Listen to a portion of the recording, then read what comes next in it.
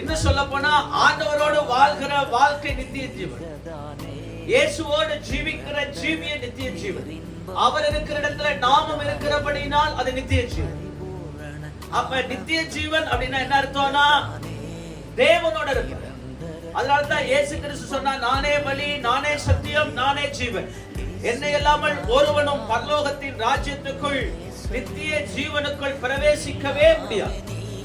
அப்ப இந்த மனிதன் தைசூரன் வந்து ஆண்டவரை கேட்கிறான், ஆண்டவரே நித்திய ஜீவனை பெற்றுக்கொள்ள நான் என்ன செய்வேன்? அவன் மிகுந்த ஐஸ்வர்யவான், பெரிய பணக்காரன், ஆனா அவனுக்கு நித்திய ஜீவனை அடைய வேண்டும் என்ற ஒரு விருப்பம். நாமெல்லாம் நினைக்கிற பணக்காரர்கள் சந்தோஷமாக, சமாதானமாக, ஆரோக்கியமாக, சுகமாக, பலனாக இந்த பூமியிலே வாழ்கிறார்கள் என்று எண்ணுகிறோம். அப்படி அல்ல. அதனால இந்த ஐஸ்வர்யன் கேட்கிறான், இந்த இருக்கிற இந்த உலகத்துல இருக்கிற சமாதான சந்தோஷம் எனக்கு இல்ல, எனக்கு பணம் இருக்குது இல்லன்னு சொல்லல, ஆனா நித்திய ஜீவனுக்கு நான் போகணும். ஏன்னா நிரந்தரமான சந்தோஷத்தை பூமி எனக்கு தரல, பூமியில எனக்கு நிரந்தரமான சந்தோஷம் இல்ல. அதனால அந்த நித்திய ஜீவனை பெற்றுக்கொள்ள நான் என்ன செய்வேன்? இது நான் ஒண்ணுமே தவறுனது இல்லை. அப்ப கை கொண்டிருக்கிறாரு.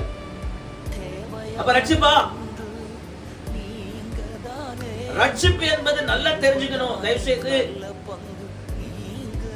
எல்லாவற்றையும் விட அவரை மட்டுமே நேசித்து, அவருக்காக மட்டுமே வாழ்ந்து, அவரை மட்டுமே பின்பற்றுவர்.